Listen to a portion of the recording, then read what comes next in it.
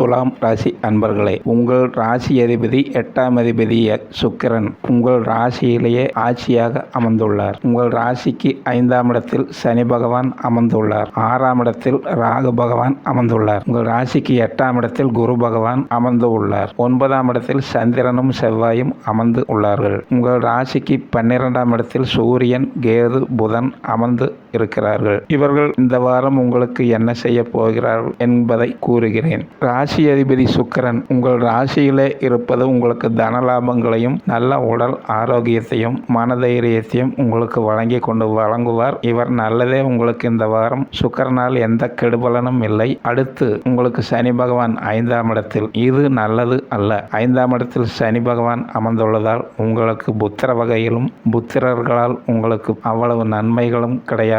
சனி 5ஆம் இடத்தில் இருப்பது நல்ல பலன் அளிக்காது. இது பல விரயங்களையும் கஷ்டங்களையும் இவர் தருவார். 6ஆம் இடத்தில் ராகு அமர்ந்துள்ளார். 6ஆம் இட ராகு உங்களுக்கு நல்லதே செய்வார். இவர் 6இல் ராகு இருப்பது நல்லதுதான். இவர் லட்சுமி கடாட்சத்தையும் தெய்வ பலத்தையும் உங்களுக்கு தைரியத்தையும் வழங்குவார். 6ஆம் இடம் உங்களுக்கு கடன், நோய், எதிரி தொல்லைகள் இவைகள் இல்லாமல் இவர் பார்த்து கொள்ளுவார். உங்கள் ராசிக்கு 8ஆம் இடத்தில் குரு பகவான் அமர்ந்துள்ளார். 8இல் குரு இருப்பது அவ்வளவு நன்மை இல்லை. உங்கள் மன பயத்தையும் கஷ்டங்களையும் உங்களுக்கு சிறிது அதிகமாகவே தருவார். குரு பகவான் 8ஆம் இடம் இருக்கக்கூடாது. இருந்தாலும் உங்களுக்கு ஒரு உடல் பிரச்சனை இந்த மாதிரி தொந்தரவுகள் எல்லாம் அதிகம் குரு தரமாட்டார். குரு பகவான் 8ஆம் இடம் நல்ல பலன் இல்லை. அடுத்து 9ஆம் இடத்தில் சந்திரனும் செவ்வாயும் அமர்ந்துள்ளார்கள். 9இல் சந்திரன் இருப்பது உங்களுக்கு சில காரிய தடைகளையும் சில பிரச்சனைகளையும் உங்களுக்கு அவ்வளவு 9இல் சந்திரன் அதிக காரிய தடை, எந்த காரியத்துக்கு போனாலும் அதை நடக்க விட மாட்டார். இவர் 10ஆம் இடம் செல்கிறார். 11ஆம் இடத்திலும் சந்திரன் இந்த வாரம் உங்களுக்கு சஞ்சாரம் செய்கிறார். 10ஆம் இடம் 11ஆம் இடம் உங்களுக்கு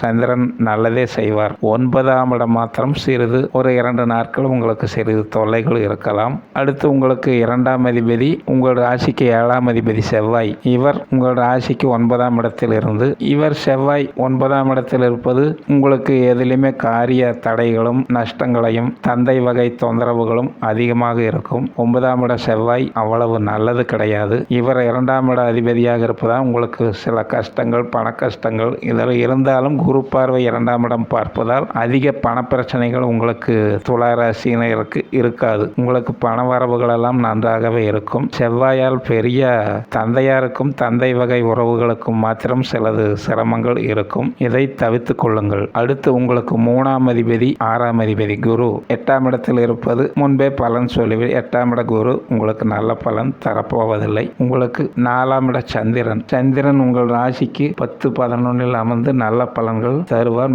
இந்த வாரம் உங்களுக்கு சந்திரனால் பெரிய கெடுதல் அதிகம் கிடையாது. ஓரளவுக்கு சந்திரன் உங்களுக்கு நல்ல பலன்களையே தந்து கொண்டிருப்பார். 11ஆம் அதிபதி சூரியன் 12இல் மறைந்துள்ளார். இவர் உங்களுக்கு சில விரயங்களையும் தூக்கமின்மை இந்த மாதிரி தொந்தரவுகள் இருக்கலாம். குரு பார்வை உள்ளதால் சூரியனை குரு பார்ப்பதால் இந்த 12ஆம் இட பலன் உங்களை பெரிதளவில் பாதிக்காது. சூரியனால் உங்களுக்கு பெரிய தொந்தரவுகள் இல்லை. சூரியன் ஓரளவுக்கு குரு பார்வையால் நீங்கள் சமாளித்துக் கொள்வீர்கள். உங்கள் தந்தையாரால் இருக்கும் தொந்தரவும் இது தந்தைக்குள்ள தொந்தரவையும் குரு பகவான் சூரியனை பார்ப்பதால் தந்தையினுடைய பிரச்சனைகளும் சிறிது கஷ்டங்கள் நஷ்டங்கள் எல்லாம் சமாளித்துக் கொள்ளலாம். அடுத்து உங்களுக்கு புதன் உங்களுக்கு 9ஆம் அதிபதி 12ஆம் அதிபதி புதன் 9ஆம் அதிபதி புதன் உங்களுக்கு நல்ல லாபங்களையும் புதன் ஆட்சி உச்சமாக இருப்பதால் ஒரு சுகஸ்தானத்தில் 9ஆம் இடத்தில் 9ஆம் இட அதிபதியாக இருப்பதால் உங்களுக்கு சில நன்மைகள் இவர் தருகிறார். கேது பகவான் உடன் இருப்பதால் 12இல் கேது இருப்பதால் உங்களுக்கு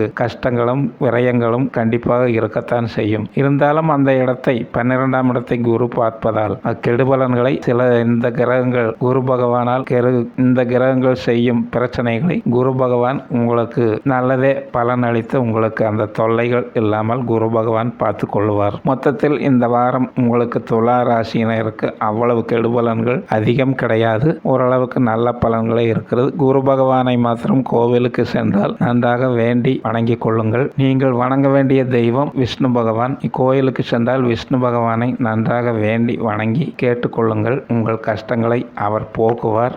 நன்றி. சுபம்.